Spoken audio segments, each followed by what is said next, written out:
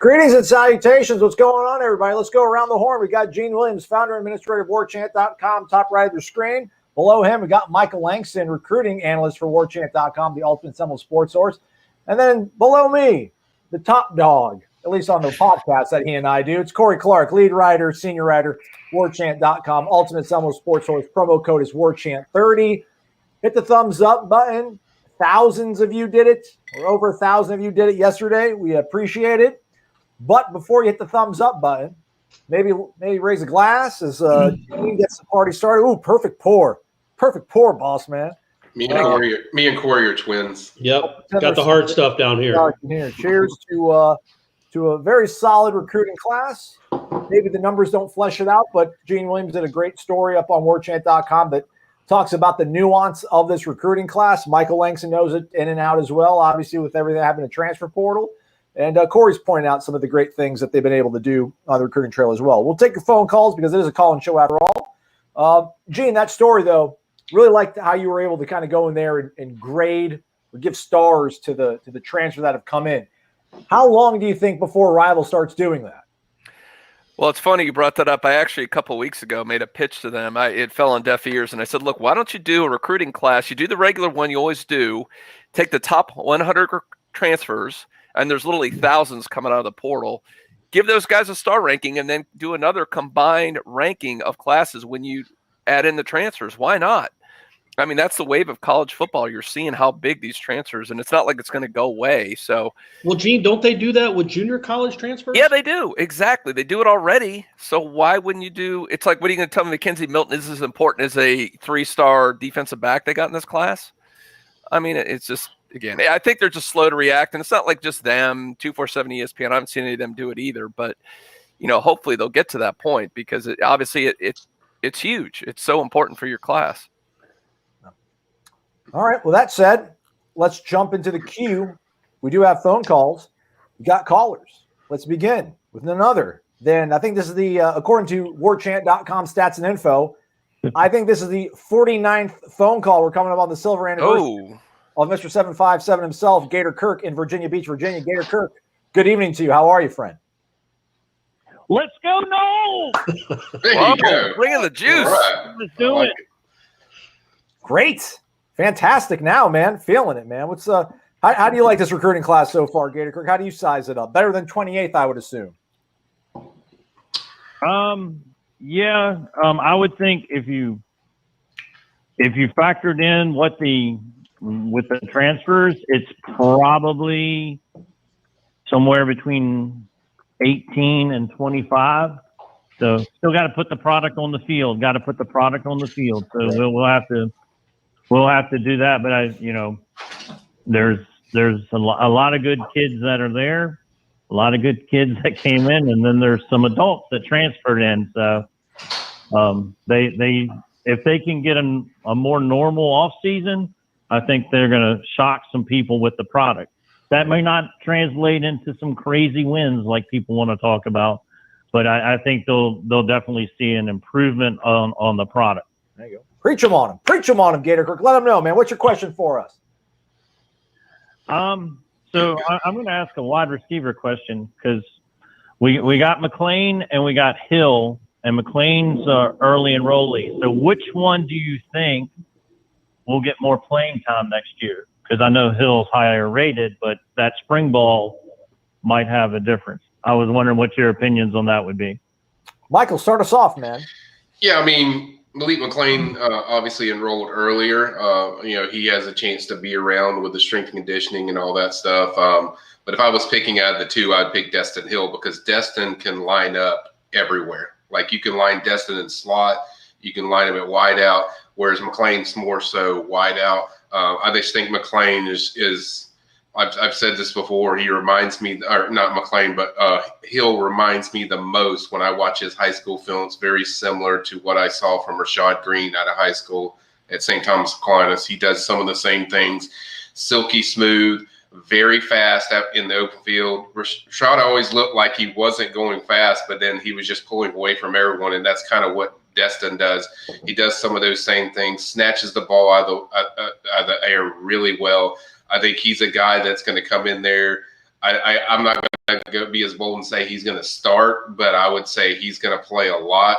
I think his impact's going to be significant. I don't usually do that with freshmen, but this kid's so special, and they really don't have a wide receiver one on this roster, at least right now, that just really a number one guy. And I think he could certainly be that guy, assuming he picks up everything. And the way this kid absorbs contact after even initial contact, and the way he goes up and high points the ball, and just he does a little bit of everything when you watch his game. But the biggest thing Destin does is separation, and you need that in this offense. What's the one thing? I mean, Corey and Gene will probably agree that the receivers don't get separation. They haven't gotten separation in this offense consistently. But I think Destin's going to be a guy that does that. I think you're going to see him probably play a lot more, and his impact will be higher, I think, as far as in his freshman year. Corey, I know you like seeing guys catch the ball, but then create some stuff afterwards. He seems to do a fair bit of that. That's the thing that the Clark coaching tree advocates behalf on, right? Certainly against these Louisiana high school kids, he's making them look foolish. Like, you watch the highlights, and there's been 2 times where a guy seemingly was running stride for stride with him, or kind of had an angle, and then just stopped running after him. Like, what's the point of this? Like, maybe this kid right here is, I mean, he's still tracing him, but he's probably not going to catch him, and then he just pulls up. So that's good to see. He's got that speed. Like Michael said, he seems to have some wiggle in absorbing contact and getting through it. It would be so beneficial if he was one of the early enrollees. But you take what you can get when you get a talent like that. They got to have at least, when you talk about the 4 newcomers, obviously we think Parchment is going to play because he's played and he's been good at Kansas. But one of these 3 has to be good, has to play, has to make an impact. And Norvell said that on Wednesday. He expects all 3 of them to have a chance to make an impact early. Part of that is because he believes in their talent. Part of it is because he saw what the guys on the team did last year. So I'm really interested in all 3 of these newcomers, and also the 3 or 4 freshmen from last year that didn't really do anything. Robinson, Williamson, Portier, Wren. 3 of those, you're going to have 7 freshmen on the roster, right? Probably 7 freshman wide receivers on the roster. You got to get something out of 3 of them at least, 3 or 4 of them. And you hope Keyshawn becomes Keyshawn. And Corey, let's pitch your story from signing day on the wide receiver unit. So you want a little bit more in-depth analysis. Corey, really good, talked about how Mike Norvell thought he had a home run with these guys. And Michael, I'm trying to remember on Destin, was there a combine or something? I take the 40 times with a grain of salt, but I thought he ran a 4.4 at one of the combines as a junior. So, I mean, that's the thing we talked about before, getting that separation. I mean, if you're a receiver, you want that, you have to have speed. And I think that's what, I think that unit has really lacked that. Yeah. Say what you want, but you just don't have a lot of breakaway guys. Other than Pokey, right? Like, Pokey's the guy that can run, but none of the other guys would you say are burners. Oh, well, Corey Wren, but we don't know what that looks like yet. We haven't seen him.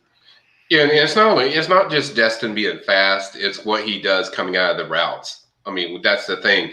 He runs really good routes. He gets out of his routes really quick, and you see the separation when he makes his first cut on the route, whether he's going inside or outside. He makes that cut and he gets separation. He's very good at hand fighting. He gets off blocks, not when the ball's in the air, but when you're getting into the route, that's what he does. And that's something they've been missing in this offense. And kids around 200 pounds runs around the 4.4 40. I mean, he can fly. Like, I don't know what he runs total as a time, but he is fast. I love that slant route they keep running down near the goal line. Wish we do a little bit of that.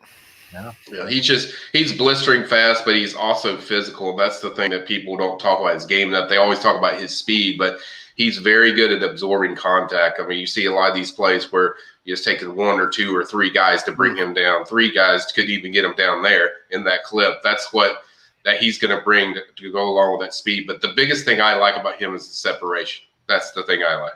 Yeah. All right, Gator Kirk, we appreciate the question. Good outlook for the freshman wide receivers, looks like, if you listen to these guys and know what they're talking about. Yes, sir. Yes, sir. I appreciate it. Make sure everyone, y'all hit that thumbs up. If you're not a member of Warchant, go ahead and join. And as always, y'all go Noles. Thanks for taking the call. Have a great night.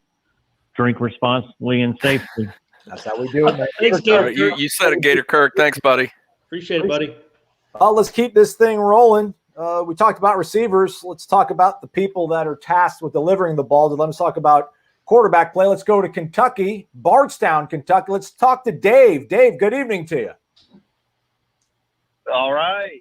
Wake up. Go Noles. That's right. Let's That's do right. it.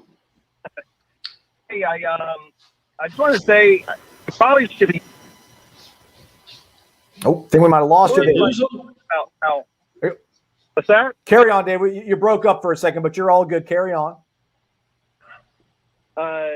We probably should be talking in code.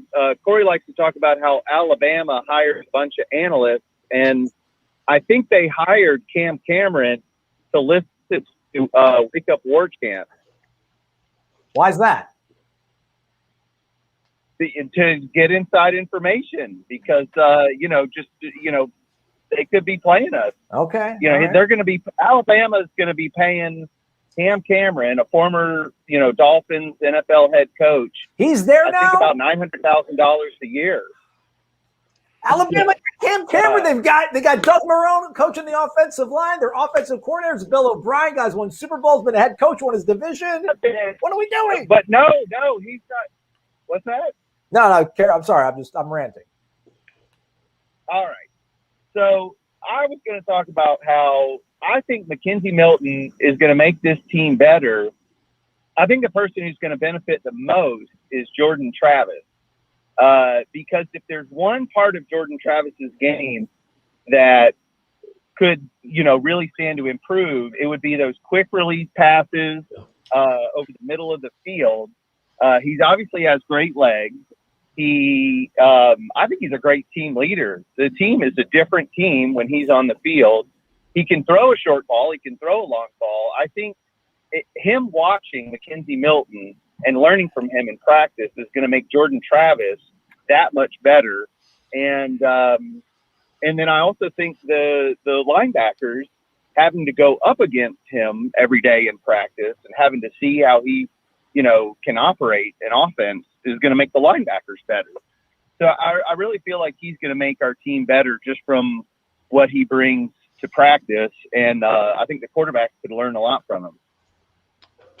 Yeah, and I would say I don't think it just is Jordan Travis. It's the other two quarterbacks too that can learn from him. And if they have the right mindset, like say Mackenzie Milton beats out Jordan Travis. Is Jordan Travis? He doesn't seem like this kind of kid, but is he going to sulk and not really buddy up to a guy that he can learn a lot from? Same with Chubba Purdy. Or are they going to take that year with Mackenzie Milton and treat it as like a crash course, like a grad school, and you're really learning from one of the best? Certainly the best that's ever done it at Central Florida, but a guy that's won 23 straight games and thrown for a gazillion yards. And yeah, I agree. Jordan Travis can throw the football, but it's more than being a quarterback than just throwing the football. You've got to throw it quickly. You've got to trust what you see. And Mackenzie Milton maybe can teach him some things that when Mackenzie Milton moves on, Jordan Travis is, a capable, productive throwing quarterback as well as what he does running. Isn't this really the best case scenario when you talk about the situation, assuming somebody doesn't get scared off? But I mean, for Chubba, Jordan, Tate, if those guys can hang out another year, learn the system, learn under Mackenzie, it's going to be Florida State's going to be in a tremendous position in 2022 at quarterback with all these guys, regardless of how it works out. Because one of these guys, they're all pretty good.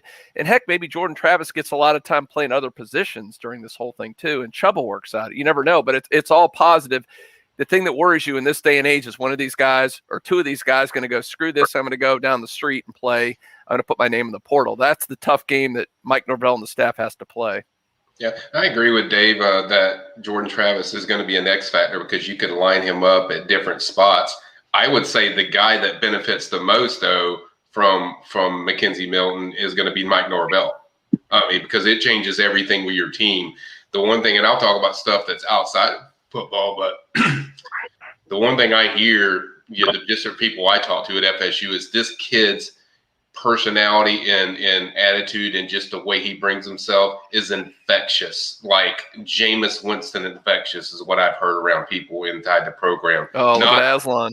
Not I know Aslan's saying I'm not saying he's Jameis. I'm saying the way kids react to him, even in a short time, has been very infectious. So the guys have already responded really big to him. I'm not saying he's a guaranteed to win the starting job, but I think that's a big deal, that the way his personality comes across. For those that watched the little piece they had last night and meeting the transfers, you really saw that infectious personality when he was chatting with Jameis, and you could just see it just when it comes out. The guy's natural. He's not asking people to say, hey, get in line. I'm Mackenzie Milton. I threw for 8,000 yards, or how many yards he threw for at Central Florida. He's saying, look, I ain't done nothing here yet, but I'm just doing my part. I'm doing what I need to do. And I think that's what's gravitated a lot of these players to him, that they've accepted him pretty quickly. And just when he's around the players, it's just an infectious feeling. And they haven't had that really since Jameis at that position. I think James Blackman was liked, but he wasn't any good. Francois was pretty good, but wasn't necessarily the most beloved teammate. It wasn't a great teammate or a great leader for some of those guys. So, and Sean McGuire wasn't very good. Everett Golson was a transfer. You go through the list of guys, it's been since Jameis, since they've had a combination of a guy that the players wholly respected for the way he leads, and also got it done on the field. And those are two very important things. And it's been a mismatch of those two things, those two factors. But you hope that Mackenzie Milton is a combination of both. All right. Good insight, Dave. Appreciate that, man. And the optimism is much appreciated as well. Thanks for the phone call. Well, and remember, don't give too much away, because Alabama's hiring analysts. Yeah, they're listening to all these. They're listening to all these podcasts. Oh, you don't think they have a guy sitting there who's like a spy, like to just go to other websites and try to garner a little bit? Oh, absolutely, they do that. They're paying for every website. Yeah, not only do they have that guy's probably a former NFL head coach. Yeah, exactly. Yeah. All right, Dave in Bardstown, Kentucky. Thanks for the phone call. Shout out to your son as well, too. We appreciate him calling old T-Bone, old Tommy. All right, go Noles. Yeah. Goodbye. Goodbye, Tommy. It's a family show, after all, here on Warchant. It's a happy hour. Get it right, Aslan. Drink a little bit more. Why don't you? I will. I'll drink to this man. I'll drink to Ray Pereira, everybody. Woo! Boom. Let's go. Boom. That's right. You get all that. Ray was asking the other day, Gene, whether or not he's going to have a chair at the listener appreciation party, customer appreciation party at the spring game. Could you believe it? How dare he question us if he'd have a chair? No. And, I don't think we'll have director's chairs. We'll just have pillars set up. Okay. Yeah, and you lean up against your pillar. Yeah, so you lean up against your pillar. Everyone will have a designated custom pillar. Yeah, and we sit around you as you stand above us. You lord above us on your pillar. Ray, thank you so much, man. We appreciate it. Can't say it enough.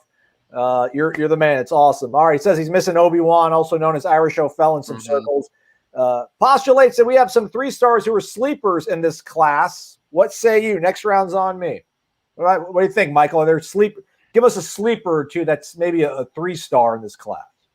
Well, I think there's several. I think Joshua Farmer, a local kid, is one that just jumps out to me. I mean, he's he had a very strong year defensively at Gadsden County. I think they almost got to the state finals. This kid was, I think, finished 6 or 7 sacks.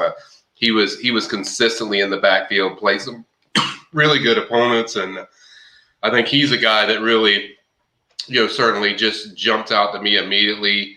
Keep scrolling down so I can look at these guys.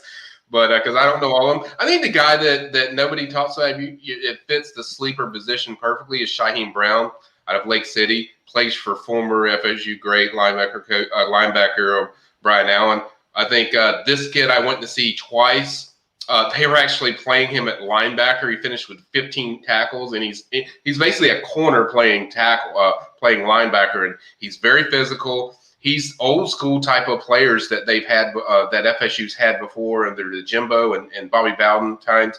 This kid plays the same way. You just line him up everywhere, very fast, good cover skills, very, very good turn as far as finding the football. I think he's a guy that is really, if you're talking about that sleeper guy, he kind of fits kind of that mantra as far as what you're looking for. And I think the guy that doesn't get a lot of credit, is one of their best recruiters through all year, was Joshua Burrell. He's a mismatch problem. I think you can line him up at H-back, tight end, receiver. I think he's a guy that will be a matchup problem for teams. So I think all 3 of those guys are certainly guys that I love a lot, and I'm very high on. Can't wait until we get back to maybe Florida State just having a couple of sleepers in each class. Right? A lot of sleeping going on. All those 3 stars in there. Yeah, I mean, look, they know what they're doing. These guys can develop, which they're going to have to prove here. But we will get to a day where there won't be so many sleepers to choose from. Corey, do you have one of those 3 stars you kind of got a hankering for? I mean, just from watching it, Burrell is the guy that I've actually watched, and he's impressive to me. Again, you're watching. I haven't seen him in person, but watching the film, there's some stuff there. It looks like. And again, as I've lamented this for basically about 15 months now, but they need some dudes on offense that make plays. They can go get yards by themselves, and hopefully he's one of those guys. All right, well, I got mine. I'm going to go a little Patrick Payton, man. This guy had Florida, Miami offers, 6'5". He's athletic, South Florida kid. Everyone's like, well, Florida State doesn't get anybody out of South Florida. Man, this dude, he's a little bit raw, but, man, you get him in there. You get him in the weight program. You get him coached up. I think in a couple of years he could be a beast. Yeah, because you can't know right now because he's, 200 pounds? So he's not going to play at 200 pounds, but what's is that still accurate, Michael? Is he still that light, or is that weight a little off? I mean, there might be addition a little bit, maybe 210. But let's see, in 2 years he might be 235. Couldn't play at 210, so he was a bust. But another guy I would add in there that I just noticed when Aslan was scrolling down was Byron Turner out of Louisiana. Yeah, that's a kid that's had a really good year. Talked to Sam Spiegelman all year. I mean, this kid plays some of the top teams in Louisiana, plays for, I think, St. Augustine High School. St. Augustine. It's pronounced St. Augustine. It's okay. Someone corrected me the other day, Mike. Okay. Either way, I don't care how you pronounce it. This kid can get after the quarterback. So if there's a freshman that I think is going to play early, it's going to be this kid. I think he's the kid. If you're looking for a freshman impact at defensive end that can get after the pass rusher or just get after the quarterback, he's your guy. I mean, I think he had 4 sacks in one game, 3 in another. No, these are big games. These aren't teams against just the Sisters of the Poor. You know, he's playing really good teams. And so I think he's the guy to really lock in on, not just as a 3-star, but just as a guy that, as far as a freshman impact that you can watch that might be a name to watch in this summer. I'll say either Rod or Jackson West. Right, it's going to take some time for both those guys to develop, so that they're true sleepers. I told you, we've named a lot of them. Yeah. We've named essentially the class. Left, Corey. It's a roulette table, man. We're just putting on every number, man. One of us will be right. That's the way to do it. Again, Ray, thanks so much for the question. Thanks for the tip, man. We do appreciate you. A shout out to Seven Tom. Seven Tom. Let's go. There you go. Trying to become part of the fabric of this show. Dollar bills, y'all. We appreciate you. If you got a question or anything, Seven Toms, let us know, man. We're here for you. Thomas Giddings also in the house. T. Gids. There. Between his 3 jobs to come hang out with us. We appreciate you, man. Thomas Giddings, the man. Says, hello, all. Gene, next year, can we have a Warchant sponsor subscriber supported scholarship given to a PWO preferred walk-on?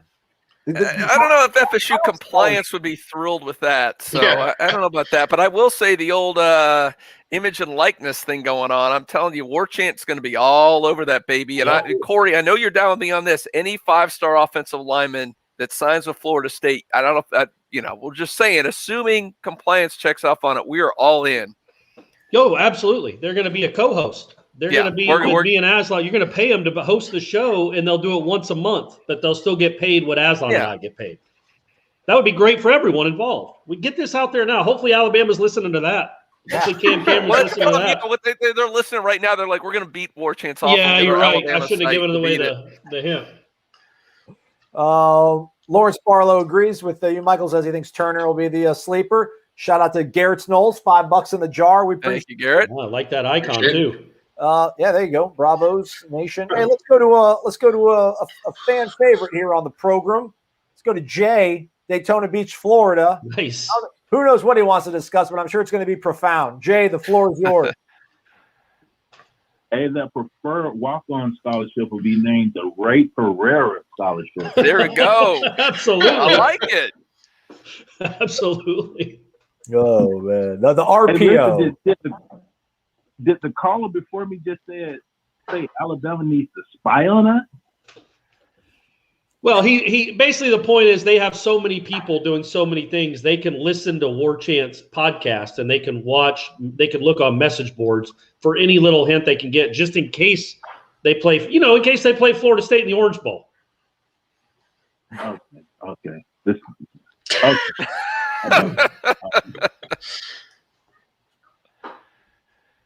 Have you guys seen Alabama lately? But anyways, guys, I think we still no secret, we got to add maybe just a few more pieces to shore up those trenches. Maybe a couple of tackles or so on offense and defense. And I see that we did pick up, maybe he's a walk-on, Alto Tarver. I'm not sure if you guys are familiar with him. Yes. But, my question is, if there's attrition that occurs after the spring practices and we lose some guys, does that open up a scholarship spot for us to get another player, or how does that work? Michael? First of all, Alto's from Cape Coral, if you anyway was noticing. Yes, he's a PWO. But kind of respond to that question real quick, Aslan. What was the question again, just so I can relay? I was looking up something I didn't get. I was trying to actually find that kid on the internet so I could pull up his bio. Didn't mean to throw. Well, what was Jay's question? It was if they lose somebody through attrition in the spring, does that open up a scholarship where they can fill it? No. No, you've got that 20, the pesky 25 a year limit. Yeah, but it doesn't matter. It stinks that the NCAA allowed you to continue or bring all these guys back and go beyond 85, but they still kept the 25, which still kind of limits you. You brought in the transfers and the guys coming in this class. You're pretty much got. I think Florida State, Michael, you can address this. Maybe hits one or two more transfers between now and the beginning of the season, but that's it. I mean, there's no way they're going to have any more beyond that, unless the NCAA there's some push for the NCAA to loosen up on that 25-year limit. But unless they do that, Florida State's kind of stuck. Yeah, they are, and we expect them to add one or two more. Segue to this is, me and I have been working on some backstories that go along with this class and how the transfers ended up at FSU. So I'll break that down later tonight. Ira's going to chime in with kind of the scholarship stuff. And then, we're going to have that. But, yeah, they're kind of stuck with what they're stuck with. And then I think the preference is certainly if people heard Mike Norvell yesterday, there's a position that we're locked in on. I think people kind of know that's offensive tackle. And then the other position, is best available would be probably defensive lineman somewhere, whether it's a defensive end or defensive tackle, or if a guy's best available, say you get a linebacker like the kid from Tennessee, the Henry Tutu kid. He's a linebacker that can pass rush, and maybe he's the best available, and they will see that as far as a defensive lineman. So they take the best available, whoever's the best. So I think that's kind of where they sit right now. I don't think there's really anything can change with this spring. Anything else, Jay? Sounds good. No, that's it. Go Noles. Appreciate it, man. All right, Jay. I miss Jay. It's a model of efficiency these days. Yeah, that was great. Out, bang, bang. We like it. Let's stay in Central Florida. Let's move a little bit off the coastline. Let's come inland. Let's go to the villages. We got Wes waiting for us. I think this will probably be a question up Gene's alley because he's got a story up on Warchant.com about transfers and how they factor into the class. But I'll let you ask it, Wes. How are you doing this evening? Good evening, fellas. Raise those drinks up for a virtual toast to y'all. Happy hour. You got it, Wes. Cheers. You can see I'm almost out, so this is just backwash. I got to go get another one. Corey's out. Have a cooler next to your computer. Before I asked my question, Corey, the other night, Aslan was closing things out, and we were talking, and you said, Wes, I doubt you're still there. And nope, I wasn't there, so I didn't get to do my Warchant vaccines plug like I normally do. I'll let Corey. Corey's actually stepped away, walked away. That was fast. He does have the cooler. See, my problem is my fridge is at the other end of the man cave, so I got to get up and go. I got to work on that. Corey, Wes just letting you know that he did the proper plug and proper send off when he dispatched his call the other day because your computer, I think, died when he was. That's right. I apologize, Wes, but I appreciate it. I knew you would. I knew you'd hold it down. No, actually, it wasn't Corey's end. It was before his computer died as Aslan was closing out some tabs, and it was just left Corey on the screen. And you asked, Corey, if I was still there. You did think, nope, I wasn't there. So I didn't get to do my plug. Right. So anyway, I'm getting no worries. better. I'm getting better. Right. What you want to talk about? Aslan does a lot. Yeah. So my question about the transfers. So clearly the recruiting class, the number is what it is. But my question is, if the transfers were included, what do you guys feel like? Where would our true number probably be? Top 15? Wes, did you read my column today? I hadn't got around to it. I watched your little video you and Aslan did, so I got a little taste of it. But my question was to the group with that, and also the other question is, when do we think transfers will be included in the recruiting class ranking?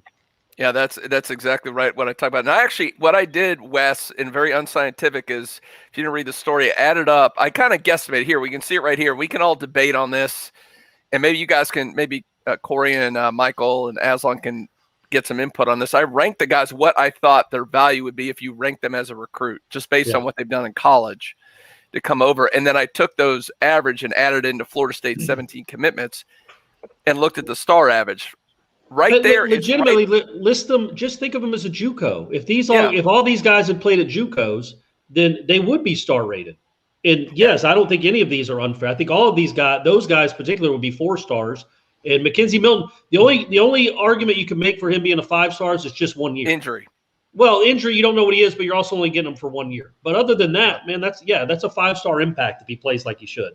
So, Wes, I did that and unscientifically added it all together. And they would have the exact same star rating as Notre Dame, who is currently number 10. So, again, give or take a couple spots, but it's a borderline top 10, at the very least a top 15 program when you put in the transfer. So, and yeah, I mentioned earlier, I pushed Rivals to come up with a combined ranking. They're a little behind on doing that. Hopefully ESPN or somebody will do that here going forward, because the transfer portal is a real thing. It's not going away. It's a big part of recruiting nowadays, and it has to be factored in. Well, I can guarantee you it's real. Yeah, we'll see how real it is this fall. We saw how real it was for Miami. I wrote about that. Yeah, Miami went from being complete garbage at the end of 2019 to a team that started out the season 8-1 and ranked in the top 10. Now they did what Miami always does, and they fell apart at the end of the season, but they were relevant because of one reason, because of transfers. Yeah, and I think to Gene's point too. I mean, the question with Wes was what would they be ranked? I think top 13, top 14 is where I would have them. I think that's about where they would be as far as you factoring in all these guys. And I think Gene was very fair with the rankings he gave these guys. To Corey's point, it's like, yeah, it's 1 year for Milton, but you have to rate on what he's coming in and what he's done so far. And you have to rate on how their PFF rankings are, how they look on the field, what they've done productive wise. And I think Gene was fair with that as far as looking at that stuff. And if you measure all that stuff on paper as far as what they have, it would be 13 or 14, top 13 or 14 as far as the class. And two, back to the point, you have to, whatever Rivals decides to do or whatever, it's something that you're going to have to do, because it's not going away with this transfer portal. It's going to be here. These guys are part of your class. So if you're going to count them part of the class, then why aren't they ranked in some capacity? So yeah, exactly. Exactly right. And you could do the same thing about Florida State basketball. Now they're obviously ranked much higher with this class coming in, but they also got maybe the best transfer in the country coming in. A guy that was the conference player of the year at a top 5 program like Houston coming in. If you added him to Matthew Cleveland and Worley and Butler, well, you're talking about the number 1 class of incoming recruits, newcomers in the country. And it's just bizarre. I mean, I think we will get there. I think they will make adjustments. It won't be in December for the first signing class, but I think the second signing class in February, they will adjust it to include transfers, because it makes no sense not to. It is too big a part of college football now to just ignore it. And you can't just ignore it, because it's completely changed the way coaches recruit and how they view their incoming classes. We're with you, Wes. You got it. Yeah, I got another question about preferred walk-ons. I don't know if Aslan can pull it up, but I just saw it briefly while I was on hold. And the list of preferred walk-ons that Mike Norvell's been able to get, it seemed pretty impressive. There's a good variety of positions, so I didn't know if anybody, Michael or any of the other guys, could speak to it, but what your thoughts are on those potential guys' spots helping out. Yeah, if you go to the PRB, I did this yesterday. I actually pinned this just so people can do it. I don't usually do this, but because I think they've done such a good job, I'm going to go through a few of them. I'm not going to cover every of them or every one of them. The one that jumps out to me, there's two that jump out to me immediately. Running back C.J. Campbell from Panama City, rushed for over 2,000 yards at 25 touchdowns. I think this kid is genuinely a possible impact guy as far as getting, potentially a scholarship. And then the other guy I really like is Emil Amy. I don't know if he's related to the previous Amy that was at FSU, but he's from University School over there in South Florida. This kid's a big hitter. He had offers from Kentucky, Louisville, and USF. So he's a guy that I think really stands out. And then if I was going to pick a kind of dark horse for the, I guess the PWOs, it would be this Anthony Whedon kid that I like out of at Orlando Edgewater. Does a lot of different things as far as receiver. He gets separation very good. He's a very good slot guy. Also plays baseball. He's a guy that I saw in person. I like him a lot. I think he's a guy that kind of fits what you're looking for. Kind of that.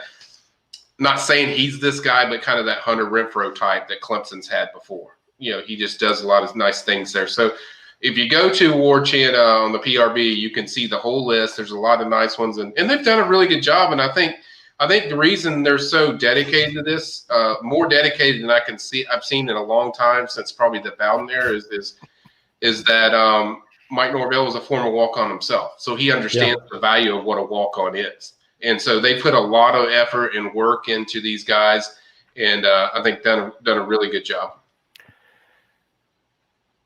All right, Wes. Appreciate the phone call as always, man. Thanks, Wes. You fellas have a good evening. Thanks for taking the call. Don't forget to hit that thumbs up. Everybody, subscribe to Warchant. Eat that Zaxby's. Go Noles. Have a good evening, fellas. That's right. Thank you, buddy. In the middle. That conversation got me thinking. So we've got the transfer rankings. We got the PWO rankings. Is that Man, next? by the time this is all over, Florida State's got the best class in the country. #1 PWO class in the country, baby. Suck on that, Alabama. Yep. Good luck with all those 5-star linemen you keep bringing in and wide receivers. Oh man, let's keep this thing rolling. We got a caller been waiting in the queue here for about 20 minutes. He's got Zen-like patience. He's usually waiting, and we appreciate him for always calling. We got Daryl in Thomasville, North Carolina. Good evening to you, Daryl. Good evening, gentlemen. How y'all doing? I hope y'all doing well in Tallahassee, Florida. That's right, we are. Absolutely. And in Georgia, Corey. Even better up here, man. It's only I think it's like 43 degrees out. It's perfect. Michael, I want to ask you a quick question, and I got another question for Gene. My question to you, Michael, I know Alabama seems to recruit, get guys anywhere between. They usually recruit guys anywhere between 25 to 30 guys every year. Do they not? I guess they don't get too many guys from the transfer portal. And we seem to. I think last year we didn't. I think we got about 25 high school kids. This year we only got about 17. I know we got 7 from the transfer portal.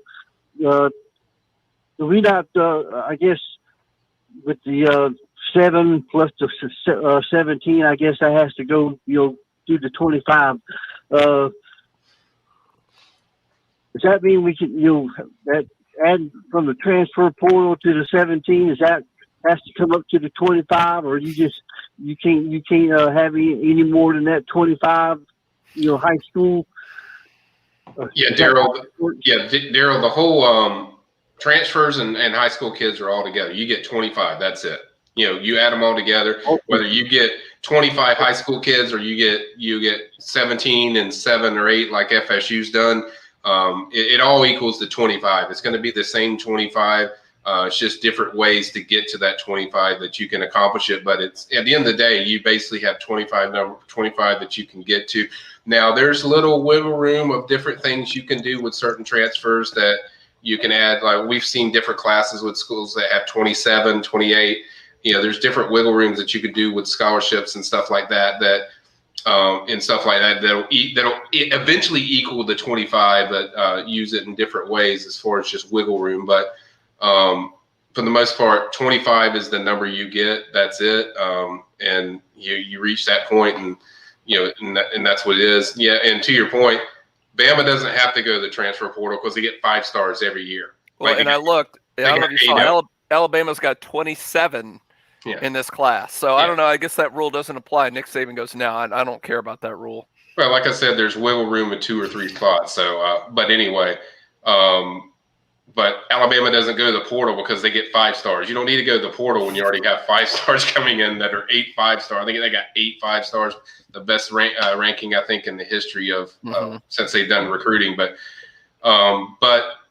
yeah, not to go into detail because I can't do it, Daryl. I'm just not allowed to. But there's wiggle room to go above that 25 number to around 27. So can't really go into details behind that because there's so many dynamics with it. But there is a way to go above it. But eventually, it's going to barely. Yeah, but eventually it's going to equal anyway to the 25 number. Yeah, I just know that Alabama seems to get they get 26, 27, 28 guys each and every year. So I was just kind of wondering how they seem to do that. But anyway, that's beside the point. Gene, I wanted to ask you about the football facilities. I guess it's from what I was reading from Warchant. The last couple of days, it looks like it might be. It don't look like it's going to be like a standalone thing. They may kind of add on to the more athletic center or something like that. Is that correct? Yeah, I'm trying to not give too much information. I'm still waiting to see the plans. Here's what I've heard, Daryl. I've heard they've got some plans in the works. It is not going to be, initially we saw that standalone facility that was off to the side of the practice. It looked awful, by the way, the old one. So this is going to be a combination of upgrading more and then building off of more.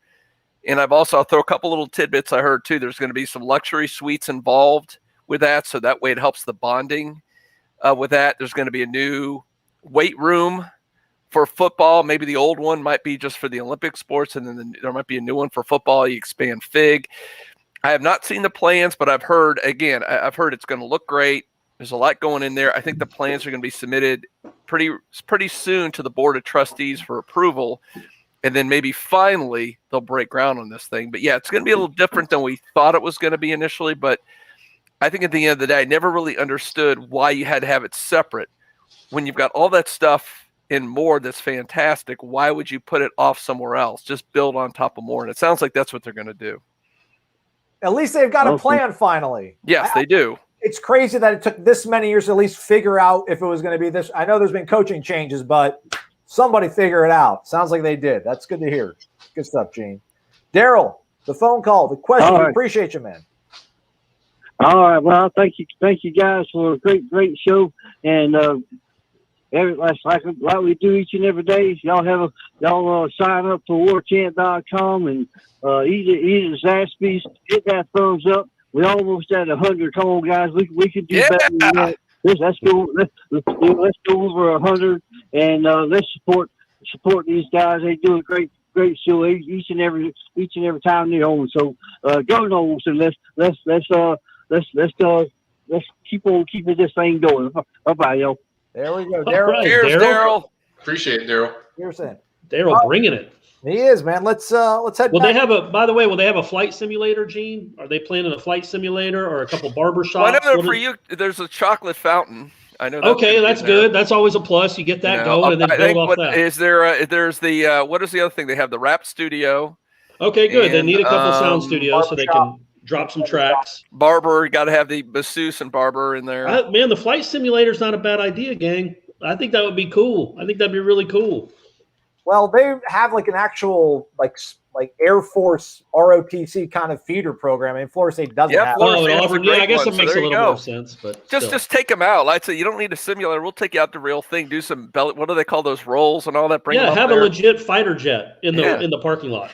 Or I don't know, because when we went to York, they were in El Paso. They took the guys like the Army base and they did the whole Army simulation. We have a law enforcement criminology program. Do some sort of an FBI thing. Yeah, I like it. There you go.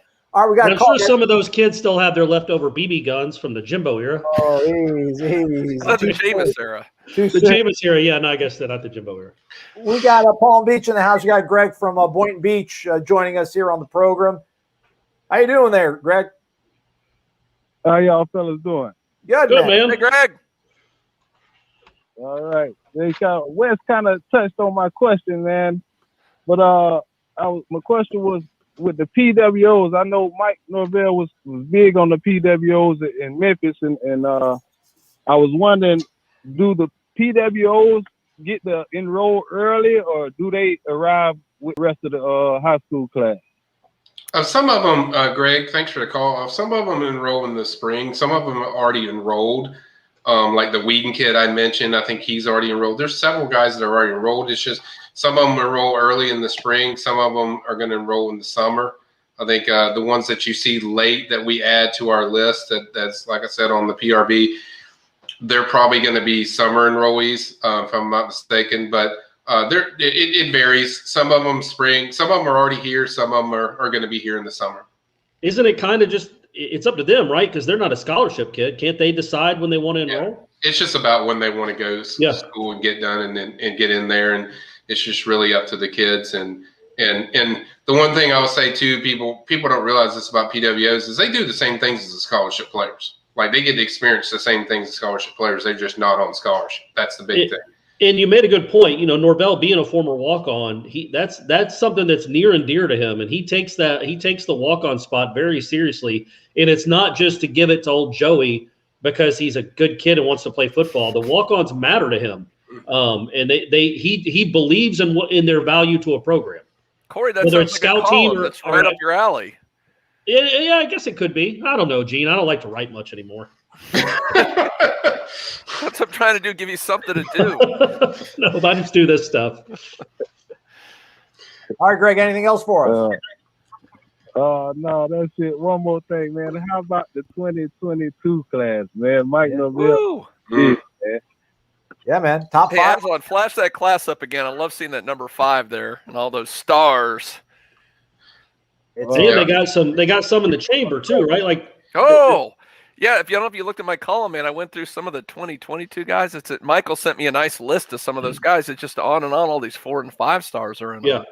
Yeah, and I was waiting for somebody to bring that up. We talked about the 2021, where there's a combination of, transfers and high school kids, and this one's just pure all high school kids. You already have 1 5-star in Travis Hunter. I know Corey knows really well, and then you also have Quincy McAdoo, a Rivals 100 receiver. That's highly regarded, and then the quarterback. Obviously Nico, a quarterback, Rivals 250 quarterback, and that's the big deal. Like a lot of people, it's like what I mentioned this several times. Like even if he's not because they're after 6 or 7 guys that they're after quarterback, but you get a quarterback in there, that just changes everything with your recruiting because it gives you a shift upward, a big boost, and then they got guys like Nigel Kelly and Aaron Hester. Both of those guys, by the way, I'm very confident they're going to be 4 stars. I would say. Let's push for number 1. Even Kelly, I would say there's a good chance that kid could be a Rivals 100 kid. I've watched that kid several times. He is blowing up. FSU got on him early, and so they're not only doing well, but they're going to be doing even better once these rankings kick in when they're reevaluated. And then too, as to Gene's point, there's several 4 and 5-star guys that they're heavily involved with. And it's just I talked about this on our recruiting chat. It's a different feel. When I did the hot board, which I usually have like 60 or 70 guys I have to break down at each position, it was drastically different than the hot board I did last year, a year ago, where it was a bunch of 3 stars, some 4 stars in there. It was hardly ever a 5-star. This one's just totally different. There's a lot of Rivals 100, a lot of Rivals 250. And I think just the whole momentum has changed and whole shift has changed as far as the way recruits view this program now with Coach Norvell and what they're doing. I think kids want to be a part of this stuff. They see what's coming. They see the train that's coming down the road, and they want to be a part of it. And And that's the exciting thing as far as just there's a lot of excitement and buzz around FSU recruiting now. And I think we're already getting signs of that just of what they've done in this year, 2022, to already have the top 5 class. I think you win that Notre Dame game. I mean, Corey, we've talked about that. Like, you win that Notre Dame game, it's going to shoot through the roof. That could really just change the trajectory of what this class is going to be.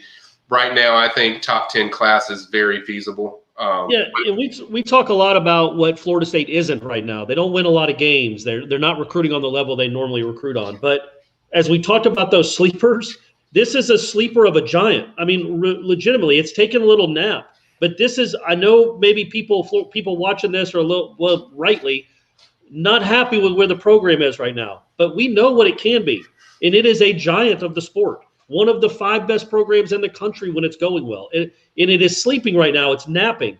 But it feels like it's starting to wake up a little bit with these transfers, starting with Mackenzie Milton, carrying on over into what they've done with this 2022 class and the kids that are still out there. You get the sense, maybe if they have a nice season, we don't need championships. If they have a nice season, it can awaken completely. And it can be an awoken giant. And the rest of college football, certainly the rest of the ACC, doesn't want that, but it feels like you got a chance. You're poised to do that right now. Yeah. All right. Hey, Greg, we appreciate the phone call, man. Thank you so much. All right. Hey, Aslan. Yeah, man. One more bragging thing. Travis Hunter is actually from Boynton Beach. Let's go. Lamar and Vincent Wilford. Okay. Good to know. Travis Hunter's from Boynton Beach? I didn't know that. By the way. Hey, Greg, thanks for the call, man. Keep calling us, man. Thanks, Greg. And by the way, his cousin is actually CJ Baxter, who's a 2023 FSU commit. So a lot of people don't know that. That's nice. All Yeah, right. there you go. We got a little pipeline going. Yeah. And Travis Hunter moved to a beautiful part of the world. I don't know where he was born, how long he lived. I don't know how long he lived there, but he lives in a beautiful part of the world now. Speaking of a giant being awoken, Joel Davis says all of his Gator friends are nervous. Woo, Joel. Tell us they know what's coming. I know you know what's coming. A little bit of that. And then Mike Breen saying, let's go, man. Absolutely. JD in the house. He's becoming a pillar quickly. He might have himself a going pillar. for that director's chair. I don't know. Flies over the radar, just drops $100. Woo! Hey, man, Joel, we appreciate it. Thanks so much. Thank you very much, man. Good, man. Let me know when your Gator friends are nervous. Their anxiety sustains me. When they're in duress, it makes me happy. Let's take our final call of the day. We got our boy down in Naples, Mark, probably busy on the golf range working on his game, working on the short game, hopefully, too. Mark, what's going on, man? Good evening to you. Oh, you busted me. I actually was hitting balls. Struggling all this. Living the dream. Nailed it. I looked at my watch and I'm like, oh, crap. Happy hour started a while ago, so I'm glad I made it. Yeah, man, we are too. We are too, man. We appreciate you being here. What do you think about that signing class, Mark? Yeah. I really like Gene's 5 Takes article today. Very well done. And it points to the fact that if you added, the stars from the transfers, how good a class overall it would be. And then we're looking really good for 2022. I think it's just, I love the parts about, Norvell and his sincerity and his passion and energy. And I think that's going to stick. It's going to take some time. He knows that Florida, he has to recruit hard here. If we have some success in the field in 2021, which I absolutely think we'll do, it'll take care of itself. I don't really have any other, questions. Anything. I just wanted to say I really enjoyed that article, and I think you hit it right on the nail on the head, Gene. Thank you, Mark. And by the way, when you come up, you got to give me some golf lessons when you get up here. We'll put them on the Warchant team. Listen, we'll go out to the Seminole. I haven't played it since Nicholas redesigned it. We used to kind of go to Heileman and Summerbrook way outside. I've been on them all, man. Heileman's not bad for a public course, but I live right here in Southwood, so we got the course right there. I don't know if you played that one, but yeah, man, give me a ring when you get up there. Let's go out and hit some. Yeah, I made my reservations for the spring game. I got to figure out how to get tickets, but yeah, we're gonna make a nice long weekend and come on up there. I can't wait to say hi to you guys. Nice, We'll man. stop Nice. by. We're going to try, COVID permitting, we're going to try to do some kind of Warchant event if we can. And I hope you can come by, Mark. Well, if we can't do anything like barbecue-wise because of COVID, we could do a little golf outing or something like that. Hey, there we go. Cool, but Yeah, you're on my team. You're on my team. You're my anchor. I'm going to go That's first. true. I like that. We could have the team Michael, Team Ira, Team Corey, Team Aslan. That's the way to go. Mark's on mine. He's as going to be long as my they can last work hitter. in handicaps, and I can be handicapped whatever the maximum is, and we're good. I'm going to stripe it about 140 down the middle of the fairway, just to give you something. We're safe out there that you can really take a big rip at it.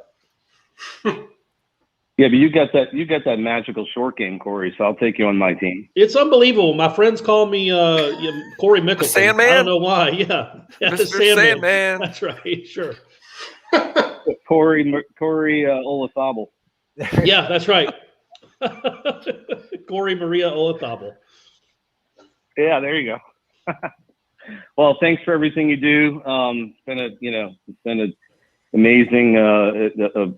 I don't know. I'm just trying to think. Just looking forward to seeing what this team looks like with the guys that are still here and that have come in, and you guys bring it every day. And I probably should be billing more hours at the office than I do, but I constantly go to Warchant for updates, so that's okay. I'm good with it. There you go. Hey, man, I'll tell you one thing, Mark. This season, it won't be boring. We know that, man. It will not be boring. It'll be a fun. No. Thanks for the call, Mark. We appreciate it. Thanks, Mark. Good night. Appreciate Cheers. it. Mark in Naples, he's the dude, man. He is the dude. All right, winding things down. We got a couple folks joining us here on YouTube. Shout out to Seven Toms. $5 in the jar. Appreciate you. Didn't he already tip once? He's got. He did, but then Aslan asked him to. Yeah, you could have done it without tipping it 7 times. We'd have answered that question. Nonetheless, Michael, what do you think about legacy players that have had success at the? Is he talking about the NFL level or the college Sounds like he's level? talking about the NFL level. Okay. Who do we got? Who's been really killing it? Have we had a big time legacy? I mean, Christian Jones. He's had a cup of coffee for a few years in the pros. He played. Yeah, he played. He wasn't drafted because he got popped for a test at the combine, I think. But he ended up playing 5 years, I think, in the league with the Bears. I was trying to think. I guess does this count? Devin Bush's kid. He's Why pretty not? good. Yeah, he's a legacy. He's awesome. He's pretty good in the NFL. Yeah. Mario Edwards Jr. He's got it still on the roster somewhere. James Wilder Jr. won a Grey Cup, did he not, with the up in Canada? That's true. That's the next level. That's not the level he was trying to get to, but it's a level. There we go. Appreciate it, Seven Toms. You all the man. Also, I think we have another one in here. Gosh, everything's going to be Sandra. Oh, man, they're rolling in now. See, this is what they do. They suck us in right at the end. Sandra. We're about to check out. Old Sand in the house. Thank you, Sandra. What she goes by, Sand? That's Sand the or name? Sandy. Yeah, I like Sand. Sand. All right, I like Sand. Sand a lot Thank you. more. There we go. Ed's in the house. Ed Lebox. House. Let's go, Ed. Thank you, Ed. There you go. Good for you, man. He says he's late to the happy hour. Just I started. know you guys teased it, but we're going to have Ed on very soon for a special announcement. There you go. One of the pillars. Yes. One of the pillars with his He may own be special the announcement. pillar coming up soon. That's true. Yeah, he might have scooted to the front of the line. Ed, you're the best. Thank you, Ed. Say hello to your better half for us. Ed, I bought a coffee mill yesterday. I'm ready. Oh, Aslan, we're going to convert you. I'm good, Gene. Yeah, Gene, you're gonna have to. I think my you're in girl told me to go into the pour over. The pour over is where Yes. So I'm gonna try. I'm gonna spread my wings. It's a much healthier alternative. I know Corey used to be the addict of what was it, Mountain Dew, Diet Mountain Dews, Diet Corey? Mountain Dew. I would drink 3 of those big ones a day. I'm off that now. It's so much better for you. Well, I know, but it's warm. I like to go cool off cold with my brew. drink. Yeah, There's with cold iced brew. coffee. Matty Cash is in the house. Matthew Cash dropping some dollar bills, y'all. We appreciate you, Matthew. Cash, great name. Yeah, man. We thank you. Don't thank us. Thank you, man. We do appreciate. Yeah. Can't wait for the season. Either can we. Trust me on that. Hey, look at Mark. There you go. There you go. Hey, you're welcome, Mark. You're on my team. Remember that. Yeah. I love how you called shotgun on that, Corey. Hey, man, I feel like I have the best relationship with Mark. Okay. Me and him go way back. There's a connection there that you three wouldn't understand. I definitely wouldn't. Yeah. Mark, thanks so much. We appreciate it, man. You're a subscriber, loyal subscriber to the website, and you call us, you give us questions on Renegade Express, you throw tips, man. We can't thank you enough. Garrett's Noles, he's back. Garrett, you already threw $5. You didn't have to come back over on top of it, but we appreciate it. Who do you think will start the 2021 season for the quarterback room? I think we're all unanimous on this, right, guys? Yeah. Here's the better question. Will the four guys that are in the QB room now be in the QB room the week before the Notre Dame game? Oh, you think one might transfer out early? Just asking. I think that's a legitimate question. Especially with the one-time, assuming has it been passed yet? The one-time transfer only. You get that? I don't think. I thought it has. It maybe hasn't been official, but they definitely did. It's probably going to pass. So that's going to be a tough thing. So let's say one of those guys ends up being fourth string. Yeah, what are they doing? They're going to be, I'm out of here. Right? Yeah, which you can't blame them. What I'm really interested in, I think Chubba and Jordan Travis both know the deal. They understand this is a 1-year deal. It's a 1-year rental almost. And then one of those two guys is going to be the quarterback in 2022. But what does the other guy do when he doesn't win the job? But That's Jordan's going to play regardless. Yeah. Correct. Yeah. But he also envisions himself a real quarterback. Like, I don't know that he'll be happy just being a slot receiver or getting wild traps. Even if Chubba's the quarterback in 2022, they're going to have Jordan's going to run. It's going to be Taysom Hill, New Orleans, whatever. He's going to have packages. He's going to be under center a lot. But they're set up, man. Think about how well they're set up at quarterback with the kid that just committed. You've got Mackenzie Milton. 2 years ago, it was James Blackman and Alex Hornibrook. And now you've got, no offense to my man Hornswoggle, but he just wasn't it. He wasn't the guy. But now that you've got your quarterback room is going to be loaded with players that are probably pretty good when it hasn't been that way for a good while. It's as good as it's been, since Jameis has been here. I think the quarterback prospect of the position is as good as it's been in 8 years. That's the thing. It's set for the next few years. The first time that we're like, okay, quarterbacks should be good for a while. Man, they just keep rolling in. Did you get that last one from Eric? Gene, hit the button. Hit it, man. Go ahead. You Did I hit it? All right, hit it. Woo! Eric, what's up, man? buddy. All right, guys, let's get your picks. With the spread or without the spread? No, just who you think's going to win. It's only a 3-point spread. Just, who you think's going to win. Corey has nightmares of Tom Brady in Super Bowls. Yeah, man, I have a hard time. And I have friends, obviously, very good friends that are Tampa Bay Buccaneers fans. And I can't root for Tom Brady. But man, it's hard to imagine Pat Mahomes losing this. Yeah. It's just hard.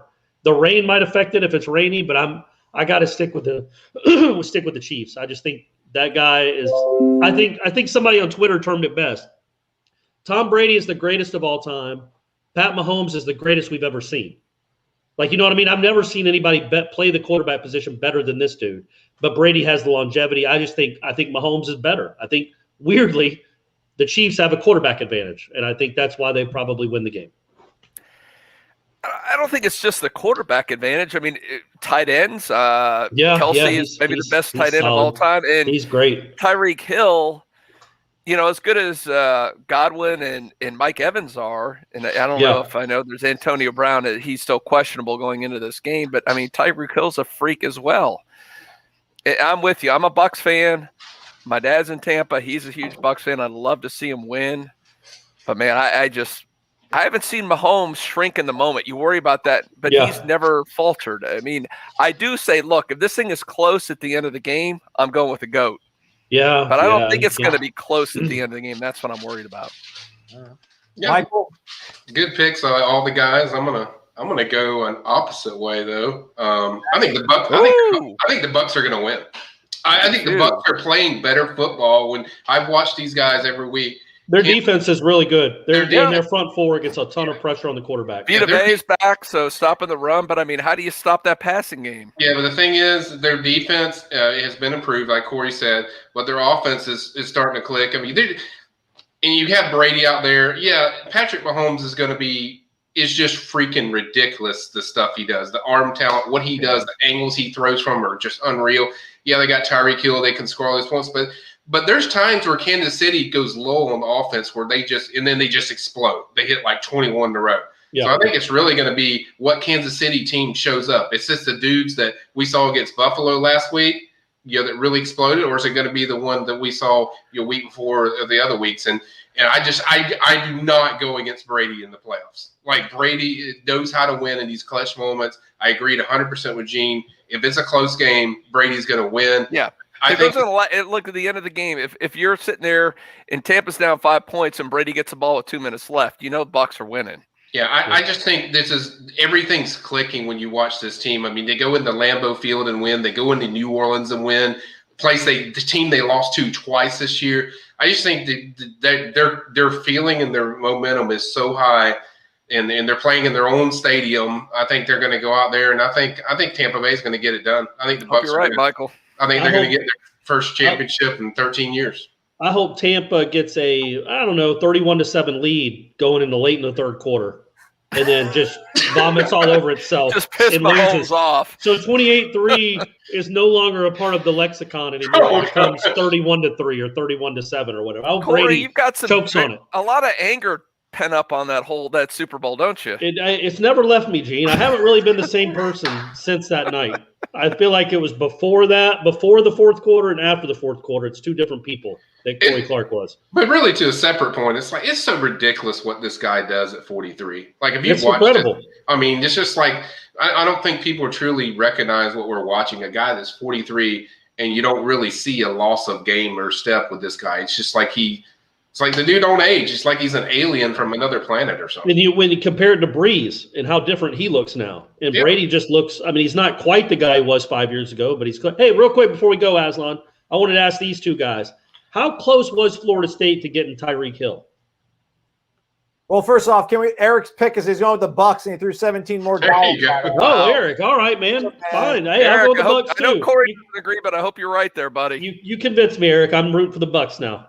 And Derek for dropping some love right before 757. That's his area code. I know Jimbo wanted him. Jimbo wanted him bad, but Corey, it was close early. Like, really early, it was close. That Oklahoma State came in there. Then I think some off the field stuff came up with Tyreek. Well, and that was a tenuous time for Florida State, right? Yeah, that was a tenuous time for Florida State. I think that's what wiped him out. I think he was leaning towards FSU before they started hearing about the off the field stuff with Tyreek, and then after that, it just kind of cooled from there. And then played Oklahoma State, but FSU got the last laugh. Yeah, Jameis Winston. It worked out for Florida State because Tyreek Hill is basically a poor man's Kermit Whitfield. Right? We can all agree on that. No. I thought we all agreed on that. My bad.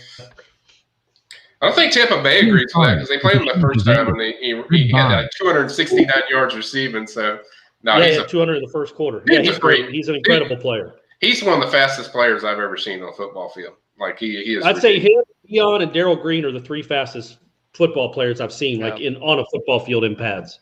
Yeah, well, I'm a cheetah for a reason. All right, we don't want to lose our license. It's closing time is past. We're nearly an hour and 10, but we appreciate everybody for tuning in. We appreciate all the support with the thumbs up, the subscriptions. We appreciate Eric, Garrett, Mark, Matthew, Ed, Sandra, Seven Toms, Joel, Thomas, and Ray Pereira. You get your full name when you're a pillar. It's the way it works. Although Mark Adam Check, Ed Lemex, we love you guys as well. That's a wrap for us. Do stay connected to warchant.com. Hot boards 2022 lookout. I'm sure Michael will have that handled. And we'll give Corey something to write. That'll be entertaining for all of us. For Gene, Corey, and Michael, I'm Aslan. Thanks for watching. Have a great weekend, everybody. Thank you.